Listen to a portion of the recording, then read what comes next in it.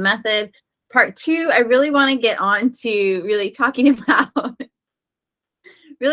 meat and give some really solid examples of like what we can actually do to really get deeper into our bodies. So I have this slideshow up and I'm going to go back and forth from the slideshow to showing me. And so here is, let's see.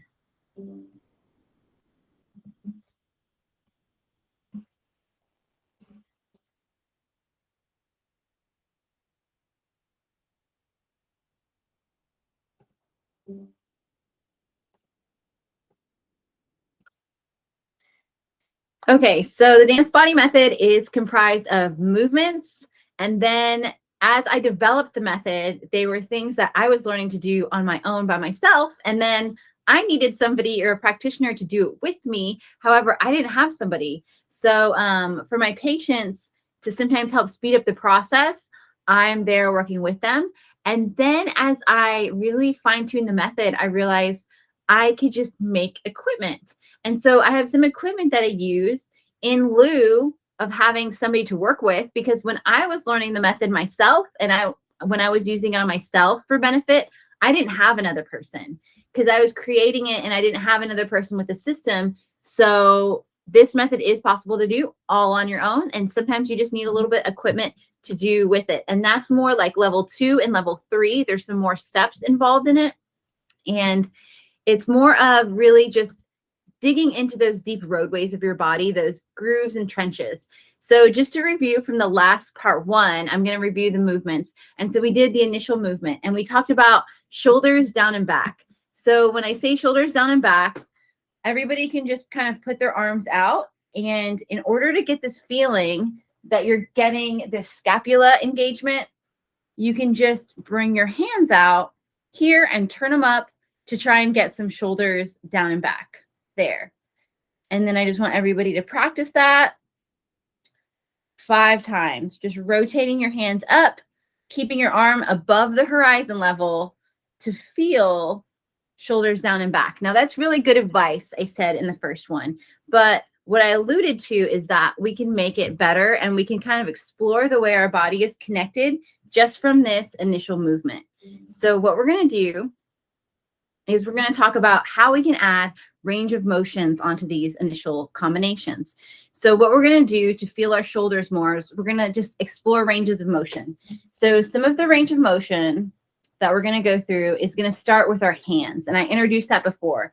It's grasping our fingers together because this turns on the core of our hands. So do this with me. We're just going to do the same thing when our arms are up and back, getting our shoulders down and back. But this time we're really going to keep our fingers nice and squeezed together. And I want you to notice the difference of not having the fingers activated at all versus simply just squeezing the fingers together, adding one step and bringing them down and back and down and back. Another thing I'm also doing, talking about range of motion, I'm going into wrist flexion. So flexing the wrist and squeezing the fingers down and back and down and back. And I want you to prioritize, which is keeping the main thing, the fingers squeezing together during the whole movement. Down and back. Now let go of the fingers. Down and back. Now squeeze the fingers. Down and back. Now let go of the fingers. Let them be loose. Now let them be tight. And I want you just to notice the difference that you can actually use your hands to activate your scapula in your back. So we say move with intention. We say, use your back muscles, but we can also use this connectivity of this chain to activate our back muscles. So range of motion. So staying on this concept, we're also going to look at range of motion of different body parts. So when we start to realize and really break down all of the individual motions of our body, we realize that our range of motion is here. Our hands do this and squeeze here. We also have a range of motion of flexion here. So let's go back into this motion and we're going to squeeze our hand like we're holding a sandwich. Okay, ready? So hold the sandwich. Hold the sandwich. And the fingers are still together. Hold the sandwich. Hold the sandwich. I want you to notice your back muscles turning on even more by holding the sandwich. Now keep your fingers together and we're going to flex our wrists and bring our wrists up. Bring our wrists up. Now we're going to talk about the range of motion of the elbow. So we're going to reach out and I want you to bend the elbow so much so that you get a little bit of a bicep contraction here. So make this muscle stand up a little bit, keeping the fingers squeezed. That's something that we're going to keep as a thread throughout the entire activation. So keep the fingers squeezed and contract the biceps. Now, if we look at the range of motion of the shoulder, we can raise the shoulder here and we get a completely different feeling in our backs. We get a complete engagement, a more of holding, very strong and powerful conditioning move. So we've taken range of motion of 3 joints, put them together, and got such a powerful new exercise. So fingers together as a range of motion, elbows bent, squeezing that bicep, and then elbows up, which is shoulder up. So first priority, fingers, second priority, biceps, third priority, elbows up. And if you notice when I do it, it naturally makes my posture so much taller and higher and better. And relax. And fingers and elbows and shoulders. And fingers and elbows and shoulders. And fingers and elbows, shoulders. Fingers, biceps, elbows up. Fingers, biceps, elbows up. And as you bring the elbows up, don't lose that bicep contraction. It should feel like it's difficult to do. It should feel like it's hard to do, like you're wading through quicksand in order to get the shoulders to come up because you're squeezing the biceps and the fingers. You should feel a pull, a good pull and a tension throughout your back and your arms. Keep going. Fingers, biceps, keep the biceps, keep the fingers, raise the shoulders. And as you see, it naturally just increases my posture. I'm not trying to bring my spine up. It's just happening naturally. So what we're going to do is we're going to also explore. So that was range of motion. And so I hope you guys kind of understand why we can combine different range of motions to get these powerful movements. So step 2 is body zones.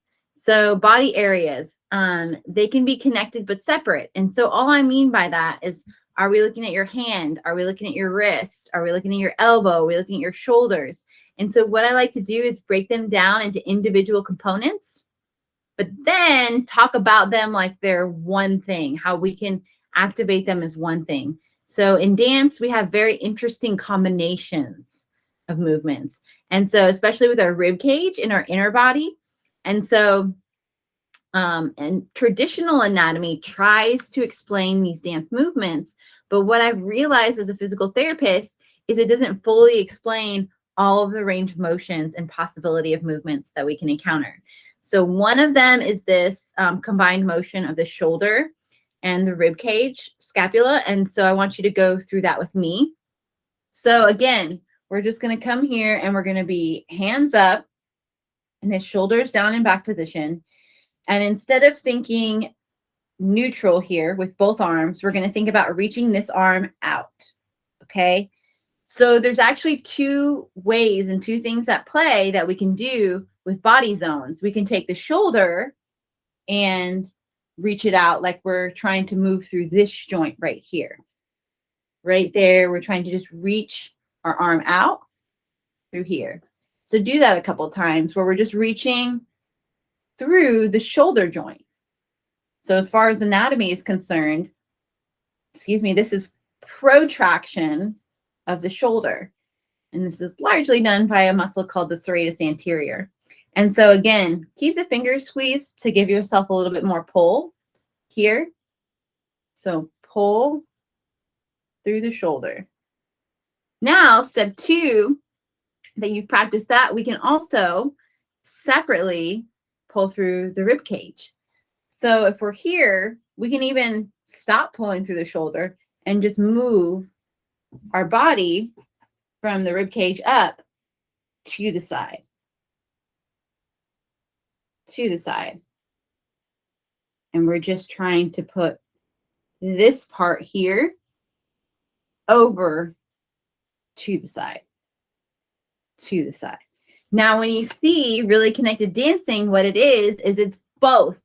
So this next time, I want you to reach your shoulder and your rib cage at the same time. Again, keeping your fingers squeezed, we're activating the core of the hand. So your hand is here, you're bringing it here, you're reaching through the shoulder, and you're reaching through the rib cage. And instead of coming exactly side, we're going to go into our next topic, and we're going to talk about not just body zones, but body planes. So we're talking about, are we moving in the front to back direction? Are we moving in the side to side direction? Are we moving across here somewhere? Are we moving on the diagonal, which traditional anatomy doesn't talk too much about? So the planes in which we are moving. So how we would incorporate the planes is actually with the shoulder. There's this thing called scaption. So what scaption is, it's really cool. It's the preferred direction of your body.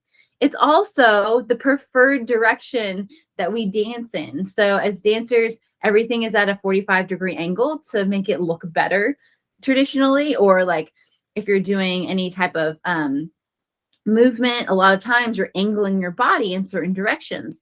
And so the body, anatomy-wise, likes to be at these directions. And in dance, it's more beautiful and technically correct. So those are one and the same. So what we're going to do, we're going to take the hand, keep it squeezed. We're going to reach out, but we're going to reach on the diagonal. So I'm not coming side. That's not my body plane. And I'm not coming forward. That's not my body plane. I'm going to split the difference and come scaption around a diagonal here. And so that's going to help pull into our back muscles even more. So fingers together, wrist flexed. We're going to pull out from our shoulder, out from our rib cage. And I want you guys to stand up if you're not already standing, because you can then start to feel the connection through your opposite hip as you pull through this movement. So hand here, shoulder out, rib cage out, and pull through the movement and relax. Hand out, rib cage out, pull through that movement and relax. So don't forget the hand. The hand's activating things, and the range of motion in the body planes are really giving you more reach, more stretch, more idea of what your body can do and where you're pulling from. And the planes will solidify it in the way your body wants to naturally move, which is the ways we want to move, because it will agree with your dancing and make you look beautiful, have more beautiful lines naturally. So great job. So what we want to do next is I'm going to go through, so we talked about range of motion, we talked about planes and activations. We're going to talk about the fascia of the body. So essentially, why does this feel like more of a pull? So we went from doing a basic movement. We went from doing just the regular shoulders down and back to adding in our activations from the core of our hand and the core of our wrist, the range of motion.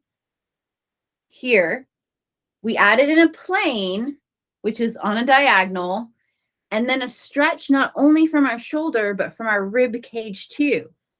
And so what we're tapping into, and the reason I took you through this exercise and through these motions, is that we are tapping into the whole fascial plane and the whole fascial series, which what does that even mean? People ask me. And so if you think about your body as having fabric, and fabric running through the entire body, pulling from one end to the other, and inside that fabric, there's a series of muscles. And so that fabric spans all of those muscles, and it's really the secret to not only unlocking pain and stiffness, but unlocking your dance beauty and your dance performance and the ability that you are able to do. So there's so many connections that I essentially developed this method to help teach people what are these connections in our body, why are they important, and how can we use them, and how can we understand them really simply? How can we just take something so simple, add it together like 1 + 2 + 3, and then come out with an equation that you can reproduce and problem solve whenever you're having problems yourself. So a lot of this stuff applies to all types of dance. I always look for the things that apply everywhere. So these are the beneficial things that apply everywhere. And so what I'm showing in this video is like this springiness is when fascia is healthy. It's going to spring on itself, and hence the name of my company. Actually, that's why I named it Body Spring. And that's where the name comes from and originates from, is the springing of your fascia when it's healthy, because it's a really beautiful thing and it feels really nice from the inside, and it looks really beautiful from the out. So what we're trying to do here is we're trying to lengthen and strengthen and stretch as we move. That way we're training our fascia to stay long, because once it sucks up, that's when you get pain. That's when you get arthritis. This here is a depiction of how our fascia supports our body. These popsicle sticks are not even connected, but they're connected by string. See here, I touched the string to show you. The fascia is like essentially this tensioning thing that can be moved and mobilized, but this is how it actually supports the skeleton, and it's an analogy for it. So I really like to show people that. And so we're digging the grooves in your body that should already be there naturally, that maybe because you don't have the perfect genetics, because you haven't like trained these movements from when you're younger. There's so many reasons why you don't have these fascial planes dialed in.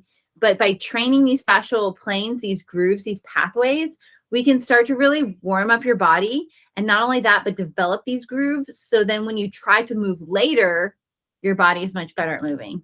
So these here are some depictions of fascial planes, and it's this pull that's natural in our body, but we don't always feel. And so we need to start training it, because it's a very healthy way to kind of live and be. And I skipped ahead quite a bit. So the way I also think about it is, I wanted to show you guys healthy and unhealthy fascia. So on the left, that's healthy fascia. Like every time you take a step, you should actually have a chain reaction of your muscles going from your feet up to your glutes that feels very full and activated, uses the entire muscle. But when your fascia is flattened or stuck together, you're not activating your muscles at all, or you're not activating them fully. And you start to get this pain. You start to get not full activation in your muscles. And so hence the red with pain. So that's kind of a visual for you guys to see as you walk. And so your fascia, this fabric, it gets stuck in all of these ways. So the method of untraining and de-sticking this fabric from different, I love this. I love this video, because if it might not make sense to a lot of people, but once you start working the method, this video really makes sense how it unsticks and here unwrinkles. And I have irons here, the fascia. And I talk about fascia as outfits, because in outfits, we have layers of clothing. And in layers of clothing, just like outfits, there's layers. And so one layer should be separate from the other, right? Like we don't have like a jacket that's like stuck and glued to our shirt, which is what happens with our fascia. So just like clothing, we want to have that free flow movement between the layers of clothing. So, okay, step 4, activations. So I want to go a little bit deeper into what we did as far as the series of movements go. And so I want you guys to come back into this position again. And it looks like my arms are straight here, but I want to talk about the triceps. Okay, so the triceps and the biceps, as well as the hand, is a gateway to the back muscles. We can really activate those to get these back muscles more turned on, which is what we want. We want the back muscles working and moving. And the reason the back muscles stop moving is usually the reason we have pain or we can't dance full out or we don't look like our dance teacher. So if we come here with hands together and wrist flex, I want you guys just to try and make not just your arms straight, but as straight as you can. So you actually are turning on your tricep muscle. And so as you see, my back here just kind of raised up and it's kind of pulling my arm in a new direction. So the two things I'm thinking about for activations is I'm not forgetting about these hands together, okay? So let me tell you a secret about the hands. They're much more important than we first thought. So instead of thinking about the hands as an afterthought, we're going to think of the hands as one of the main things. We're going to think about the hands as one of the main things that we're doing. We're not going to forget the hands. And so during this whole activation, the hands are always going to stay in mind. And I call this prioritization. And what prioritization is keeping the main thing, okay? So keeping the hands together, fingers squeezing. We're going to keep the fingers squeezing and we're going to reach out with the shoulder. We're going to reach out with the rib cage. Standing is better. And then we're going to contract the tricep and relax. And squeeze the fingers together. Keep the wrist bent. Reach out with the shoulder from right here, like you're giving something to somebody that's across the room, right? We're taking the rib cage and we're moving it out in the same direction as the shoulder. And then lastly, if we can hold all of this stuff, we're going to connect the tricep and relax. Whew. And it should be pretty intense because we're digging those grooves and resetting that fascia. So when we relax and when we dance or we do a sport or we move, we can move with more freedom through our body and more connectivity because we've connected it. We've connected the body. So let's do it about 10 times together because we got to rep this out to get the most benefit out of it. So squeeze the hand. Flex the wrist. We're at a diagonal here as far as planes go. We're reaching out with our shoulder, reaching over with our rib cage, and then this muscle here, tricep, try to contract that tricep at the end. There's one. There's two. There's three. There's four. There's five. There's six. There's seven. There's eight. And stand up if you're not. There's nine. And there's 10. Ooh. Okay. So great job because I know I'm giving you a lot to do. I know I gave you a lot of steps. It might take some practice. Because there are multiple steps and I've been doing this for a long time, but I wanted to give you the roadmap to get there. And so this is one of the most basic roadmaps, but the most effective roadmaps I can kind of illustrate for some of this fascia work that you can do at home. You can do with no equipment. It's just with the knowledge of what you're doing and why you're doing it. So cool story, bodybuilders will come to me and they'll be very strong people. I've had a lot of athletes, a lot of dancers, a lot of bodybuilders, runners, you name it, come to me. But it's really the bodybuilders that sometimes I find the most humorous in a sense to work with because this motion, it doesn't require any weights. No weights. However, when you actually do all of the steps, it's much harder than it looks. Much, much harder to reach out and get that tricep contraction and feel that contraction coming from your tricep all the way down your side than it is to sometimes, lift a 20-pound weight. because maybe we're not lifting weights and maybe we're not doing all of our movements in the most connected ways. So then when we connect, it causes us to use the new muscles, the stabilizing muscles, the muscles that aren't fully being used that we did not even know of. So I hope you guys enjoyed that, and I hope you practice it. I still have a little bit more for you.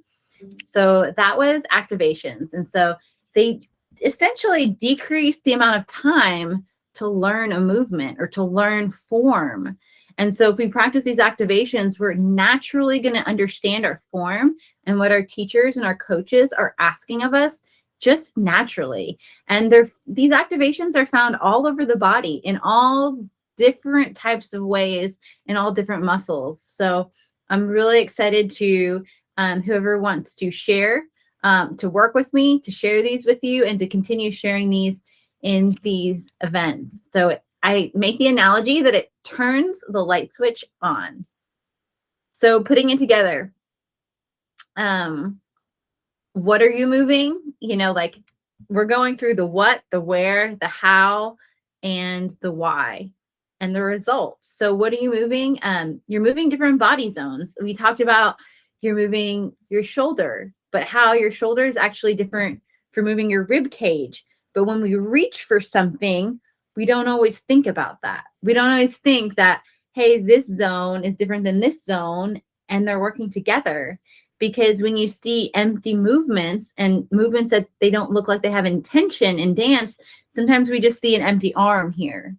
We don't see this reach through the shoulder, and then this reach through the rib cage, and then maybe this last minute straighten at the triceps to cause some type of chain reaction somewhere else. And so thinking about your body in these chain reaction ways is we can break it down into body zones. And where are you moving? We didn't talk about many planes, but one plane that we talked about was, there's one that we call here, it's like the sagittal plane, and then here, right? Or I'm sorry, like the frontal plane and the sagittal plane. But we split the difference and we were doing a diagonal, and that's the most pleasing to the eye, but it's also the most pleasing to the body. So we're really doing exactly what looks good and what the body wants. So where are you moving it? So for instance, if there's range of motion and you're supposed to be reaching, but is your elbow straight? Like, is it bent at first? Is it high? Is it coming down low? Really dissecting in what direction it's moving and where it's going. So that's going to be range of motion. And then how are you going to make the quality better? How are you going to look more connected? How are you going to use your back, right? How are you going to use your back? Or if it's hard to use your back, how are you going to learn to use your back? You're going to learn to use your back with this stuff that we're teaching. This is the base of it right here. It's all of the forward mentioned things with adding on these activations. So it makes the quality better. And even if we don't end up using our hands, just by training that quality off the dance floor or off the field, we are training our bodies to naturally use those muscles, even if we're not doing the activations. So that's really important. So that is step 5 of essentially the process that we were teaching tonight. And it illustrates how there's a string of connected joints. So I didn't even start to get into rotations and the arm horizon and the angles, different methods within what we're doing to activate more muscles, like taking into a range of motion and then moving another body, pushing through a body. So there's so many more things that we can kind of explore with how our muscles are strung together. So I'm really excited about doing that. And so the ultimate dance goal is chain reactions. One muscle triggers another. And so they can't be trained one muscle at a time. We have to train them in this way, because if we train them through weightlifting or in any other way, we're not getting this awareness component of how is our body moving and why is it moving and where is it moving? Because I want to give you the power to unlock your own body. So it really starts to give you the sense of what's right and what's wrong and why. So you can start feeling inside of your body what's working. And so we're digging into those grooves and the pathways. And I put this up because there's so many different types of exercise in the world right now. Like there's so many things that you can do, right? You can do intervals, you can do HIIT training, you can do isometrics, you can do just regular exercise and stretching. But I like to really hone in on very specific things. And so this was a chain reaction method, but there's other methods that I like to train, but they're all activation based. So it's all doing a couple things at the same time to get a deep feeling in your body to then gain the awareness that you need to both move and to take away your pain at the same time. So that's my work, my body of work is studying what's the best.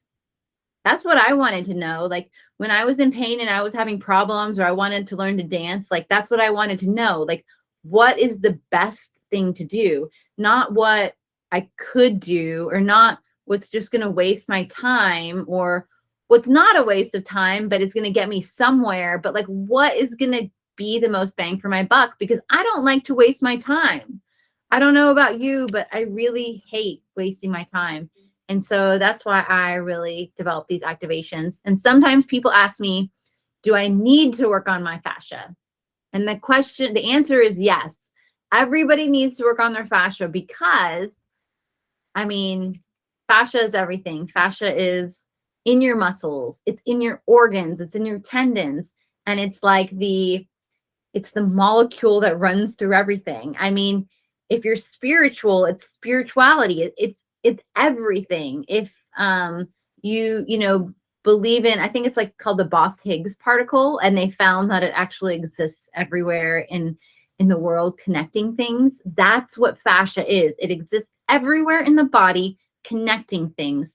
So if you're in pain, if you want to work on your form, it applies. So we can add this to our method, or whatever you're doing, or we can do this. It's a standalone thing. So the way I teach people is I teach them kind of like a 3P method at the beginning, which is position. What position is your body in? How much pressure? Like we were talking about, like how much do I squeeze? How much do I pull through my body? It's a calibration. And prioritize, keeping the main thing the main thing. I will tell you, I will instruct you what is the main thing, because sometimes I ask 3 or 4 things out of you, and I want you to make sure that you know what is the most important. To get deeper in the method, I have some products that I've developed that have to do with press points. Think about like acupuncture, acupressure, but with a product. And so this poster here kind of shows just briefly what are some of those points, and that will be deeper into the method. And then also with dance, the reason I put this slide up is because as adults, our fascia is a little bit tighter, or sometimes a lot tighter, because we've developed bad habits. We've, taken bad substances. We've gotten, on computers and on cell phones. We've had stressful lives, and we've held this tension in our bodies for so long. So, it's about time we came up with a way to train adults who are athletes versus children. And so much dance training, so much training for athletes. And even as a physical therapist, I see this is geared towards the child athlete or the high school athlete or the college athlete. But what about, when you're 30, 40, 50, 60, and even 70, and you want to continue what you love to do? There's not a lot of literature and there's not a lot of systems to really address the adult athletes, where the children, they do something and their body just handles the movement. It just sinks in. The joints are pliable. The adults are not the same. So that's why I said the adult athlete and the specialized training, I call them prequel steps. So just like a movie like Star Wars that has a prequel, these are the steps before. And sometimes I give the example of posture. When we have pain, and have you ever had pain here? Have you ever had pain here or pain here? Usually what everybody says on the internet is we just need to sit up straighter. We just need to put our shoulders down and back. But if your body is not connected in a way that allows you to put your shoulders down and back appropriately, you start to get pain and dysfunction in your shoulders even more.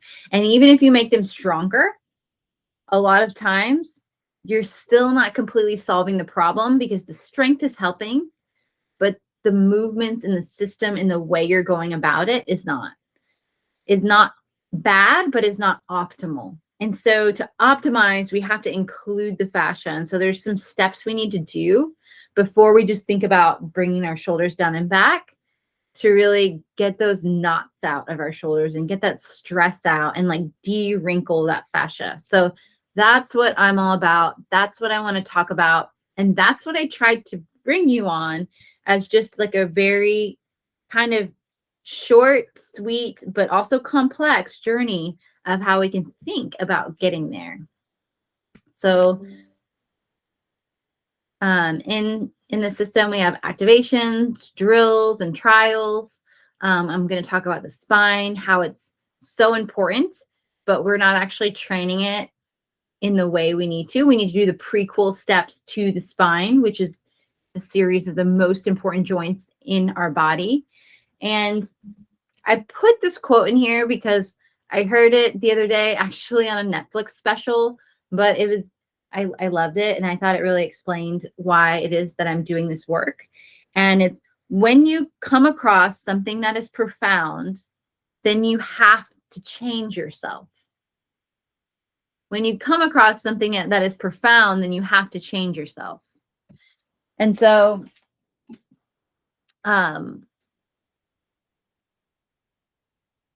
I want to be a guide and an encourager of the exploration of people's bodies. And that's essentially what I've been doing as a physical therapist for the last 10 years. However, I find I do physical therapy a little bit differently than a lot of physical therapists because of my ideas and this new science of fascia that I feel like is groundbreaking. So this is something profound. And so I've had to change myself around it. And so I hope that you can start to see the profoundness, and I want to start to demonstrate what that is, what's that been to me, and what that can be to you too, to break through those barriers. And I hate to be salesy. I hate to be out here selling things, but I realize how much time and effort this takes and how much amount of time it takes to spread a vision, to create a movement, to be passionate about something, and to explain it in order to get other people on board. And that is what I'm all about. And so I want to jumpstart your dance anatomy process.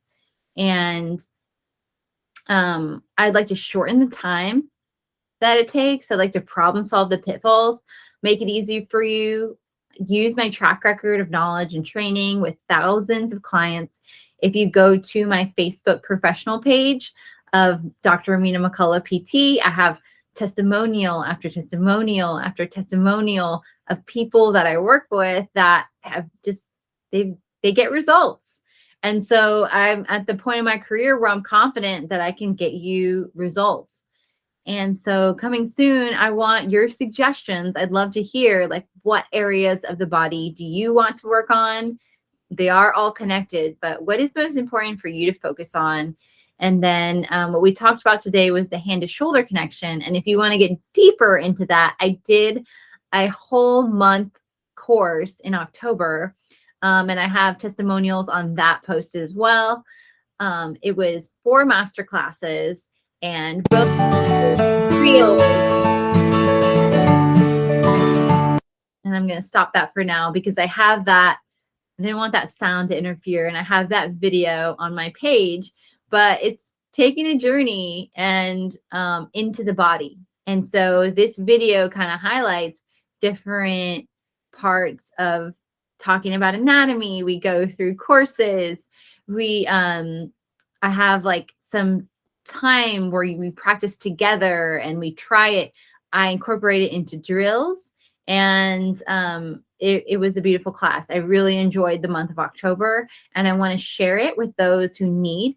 a spine awakening. And who it's really for and what it really does is really starts you to become aware of the small muscles in your spine, which are the stabilizing muscles, which control the little, they're called facet joints, and the ones in the middle and the ones on the side, and the way they move on each other. And it's starting to get you aware of all the little joints and how the whole spine moves together. I don't just talk about one at a time. I talk about maybe the neck or the pelvis, but then I talk about how do you connect them together? How do you connect them together? That is the most important thing, because the spine is a series of joints, but the series of joints needs to work together, because otherwise, what's the point? So this goes through that, and then how the rib cage works with those series of joints to move around it. How can you use our arms and our legs and some small piece of equipment that you probably have in order to do it. And so I really had a joy teaching it. And so I'm offering it. I sold it initially for $2.99. I'm offering it for $97. So it's a great value. I'm only offering it for the next 4 days, and I'm going to leave the link in the comments. So also, if you live in DFW, I've been seeing patients in person and online, one-on-one. So if you feel like you need that one-on-one attention, I'd be so happy to work with you. I love working with people. My passion is to make your body better. So the website is www.injuryfreedom.com, and you have to put the www in there for this website. So just FYI. And so I just wanted to say thank you for allowing me to share this mental and physical space with you tonight. And it's my pleasure to be able to present to you. So thank you very much. And I hope that you've learned something and you can take away something from tonight's webinar. And I will offer a replay for those who missed out or for those who missed portions of it. So thank you very much and have a good night, guys. Bye.